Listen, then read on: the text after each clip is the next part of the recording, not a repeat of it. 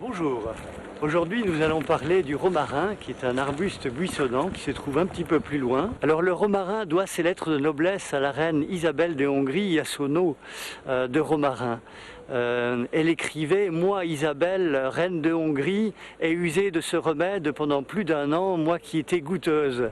Voilà, le romarin est cet arbuste buissonnant que vous voyez ici, qui a des propriétés excellentes pour l'arbre bronchique. Il favorise l'expectoration, il a un effet fluidifiant au niveau des sécrétions bronchiques, et puis il a été utilisé également comme stimulant le matin en particulier, ou alors pour ses propriétés digestives. Le romarin nous propose des feuilles riches en huile essentielle. Il suffit de froisser légèrement ces feuilles et de les mettre sous le nez, vous sentirez immédiatement cette odeur stimulante aromatique. Alors comment utiliser le romarin en pratique? Alors la première possibilité c'est la tisane, tout simplement, à raison d'une cuillerée à café en infusion, c'est-à-dire ne pas faire bouillir pendant une dizaine de minutes.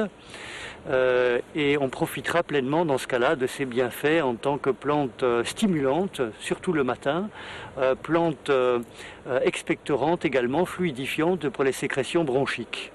Alors la seconde possibilité, c'est d'utiliser cette même infusion sous forme de compresse locale en cas de rhumatisme musculaire ou de douleur.